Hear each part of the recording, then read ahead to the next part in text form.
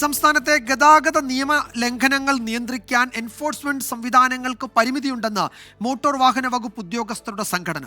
24 മണിക്കൂറും റോഡിൽ ജോലി ചെയ്യേണ്ട സേഫ് കേരള പദ്ധതിയിലുള്ളത് 3 ഉദ്യോഗസ്ഥർ മാത്രമാണ്.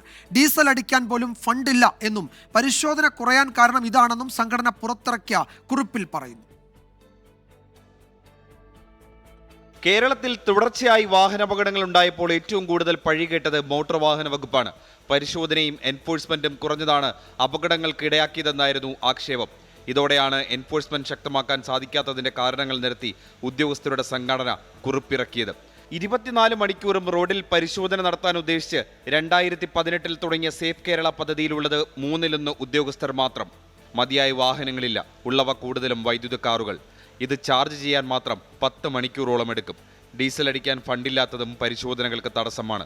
എൻഫോഴ്സ്മെന്റ് ഉദ്യോഗസ്ഥർ തന്നെ വാഹനം ഓടിക്കേണ്ട ഗതികേടുണ്ട്. ചെല്ലാൻ പ്രിന്റിങ്ങിനും ഡെസ്പാച്ചിങ്ങിനും ആളില്ല. കോടതി നടപടികൾക്ക് മറ്റു വകുപ്പുകളിലേതുപോലെയുള്ള സംവിധാനമില്ല. AI ചെല്ലാനുകൾ കുന്നുകൂടുന്നതും കാര്യക്ഷമതയെ ബാധിക്കുന്നു. ഇവയാണ് നിരത്തിലെ പരിശോധന കുറയാൻ കാരണമെന്നും ഉദ്യോഗസ്ഥർ പറയുന്നു. മിനിസ്റ്റീരിയൽ സ്റ്റാഫുകളെയും ഡ്രൈവർമാരെയും നിയമിച്ചാൽ മാത്രമേ പ്രശ്നത്തിന് താൽക്കാലിക പരിഹാരമുണ്ടാകൂ എന്നും ഉദ്യോഗസ്ഥർ പറയുന്നുണ്ട്. 700 പേരുടെ കുറവുണ്ടെന്ന് ചൂണ്ടിക്കാട്ടി നേരത്തെ ട്രാൻസ്പോർട്ട് കമ്മീഷണർ ഗതാഗത വകുപ്പിന് നൽകിയ ശുപാർശ ധനവകുപ്പിന്റെ ടേബിളിലാണ്. സാമ്പത്തിക പ്രതിസന്ധിയാണ് പുതിയ നിയമനം നടത്തുന്നതിൽ നിന്ന് സർക്കാരിനെ പിന്നോട്ട് വലിക്കുന്നത്. അതേസമയം നിയമലംഘനങ്ങൾ കണ്ടെത്താൻ മോട്ടോർ വാഹന വകുപ്പും പോലീസും സംയുക്തമായി നടത്തുന്ന പരിശോധന സംസ്ഥാനത്ത് തുടരുകയാണ്. 24 തിരുവനന്തപുരം.